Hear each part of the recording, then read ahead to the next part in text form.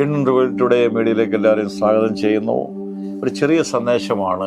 ഒരു കർഷകൻ നിലത്ത് വിത്ത് വിതച്ച് വിലയേറിയ ഫലത്തിന് വേണ്ടി കാത്തിരിക്കുന്ന പോലെ നമ്മുടെ ജീവിതത്തിൽ ഒരു 3 തലം വേദപുസ്തകത്തിൽ ഉൽപ്പത്തിയിൽ ഇങ്ങനെ എഴുതിയിട്ടുണ്ട്. അവൻ കൽപ്പിച്ചു, സംഭവിച്ചു, നല്ലതെന്ന് കണ്ടു. കൽപ്പിച്ചു, ഉളവായി, നല്ലതെന്ന് ഞാൻ കണ്ടു. അപ്പൊ നമ്മുടെ ജീവിതത്തില് ഒന്നാമത്തെ നിലപാട് നമ്മൾ പറയുക. ഹൃദയത്തിലില്ലാത്ത പറയാനൊക്കത്തില്ല.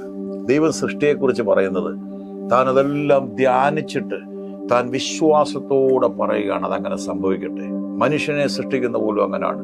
നമ്മുടെ സ്വരൂപത്തിലും സാദൃശ്യത്തിലും മനുഷ്യനെ സൃഷ്ടിക്കാം എന്ന് ദൈവം പറഞ്ഞിട്ട് ആദ്യം ഹൃദയത്തിൽ ചിന്തിച്ചു, പിന്നെ താൻ അത് ചെയ്യുകയാണ്.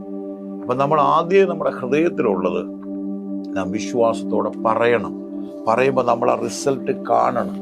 ഒരു വിത്ത് വിതയ്ക്കുന്ന ഒരു കർഷകനോട് ചോദിച്ചാൽ കർഷകൻ പറയും, ഇപ്പോൾ ജസ്റ്റ് വിത്തുകൾ മാത്രമേ ഉള്ളൂ.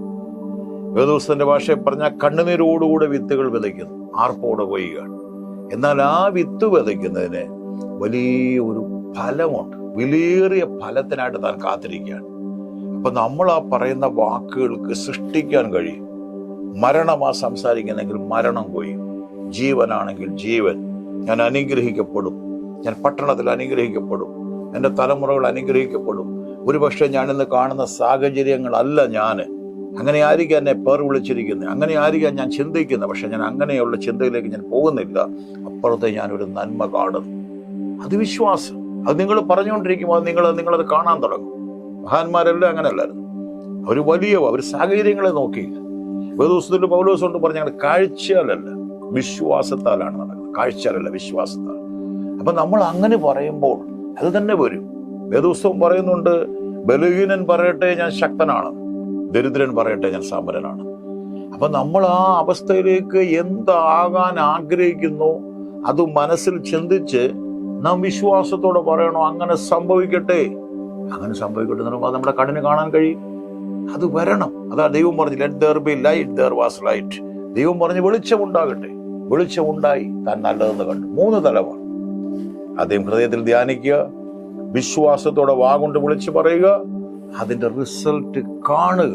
അതായത് ഒരു മാനിഫെസ്റ്റേഷൻ എന്ന് പറഞ്ഞാൽ ആ ശരിക്കും നിങ്ങളുടെ ആ ഒരു എക്സിസ്റ്റൻസ് അത് ഉളവായി വരുന്നത് നിങ്ങൾ കാണണം. ആ സൗഖ്യം, രോഗിയാണെങ്കിൽ ഞാൻ സൗഖ്യമാകും. നിങ്ങൾ പറയുമ്പോൾ സൗഖ്യം ചിലപ്പോൾ നടന്നിരിക്കത്തില്ല. വീണ്ടും വീണ്ടും പറയാം സൗഖ്യമായിരിക്കുന്നു, ഞാൻ സൗഖ്യമായിരിക്കുന്നു. നിങ്ങൾ വീണ്ടും വീണ്ടും സൗഖ്യമാക്കണമെന്ന് പ്രാർത്ഥിക്കുകയല്ല, സൗഖ്യമായിരിക്കുന്നു. ആ സൗഖ്യമായിരിക്കുന്നു പറയുന്ന വാക്കുകൾക്ക് പ്രവർത്തിക്കാൻ ദൈവം ശക്തൻ. അതാ കർത്താവ് പറയുന്നൊരു വാക്കുണ്ട്, നിങ്ങൾ പ്രാർത്ഥിക്കുമ്പോഴൊക്കെയും ചോദിക്കുന്ന ലഭിച്ചു എന്ന് വിശ്വസിപ്പീൻ, എന്നാൽ നിങ്ങൾക്ക് ഉണ്ടാകും. then you will have. ഉണ്ടായി, ലഭിച്ചു കഴിഞ്ഞു. എനിക്ക് ആ ജോലി ലഭിച്ചു. ഒരു ഇന്റർവ്യൂവിന് പോകുന്ന ഒരാൾ പറയും, എനിക്ക് ആ ജോലി ലഭിച്ചു കഴിഞ്ഞു, എനിക്ക് ആ വഴി തുറന്നു കഴിഞ്ഞു. ഈ തുറക്കുമോ എന്നല്ല, തുറന്നു കഴിഞ്ഞു. അപ്പൊ ദൈവം നിവർത്തിക്കാൻ ശക്ത. കാരണം നിങ്ങൾ അതിന്റെ എൻഡ് പറഞ്ഞു കഴിഞ്ഞു. വിശ്വാസത്തിന്റെ വാക്ക് നിങ്ങൾ പറഞ്ഞു കഴിഞ്ഞു. അതുകൊണ്ട് ഹൃദയത്തിൽ ചിന്തിക്കുന്നതും നനയ്ക്കുന്നതും വിശ്വാസത്തോടെ വിളിച്ച് പറയുക. അത് പ്രവൃത്തി പദത്തിൽ വരും. ഇന്ന് കണ്ടില്ലെങ്കിൽ അത് നാളെ ആയിരിക്കും, മറ്റന്നാളായിരിക്കും, ചിലപ്പോൾ ചില വർഷങ്ങൾ കഴിഞ്ഞായിരിക്കും.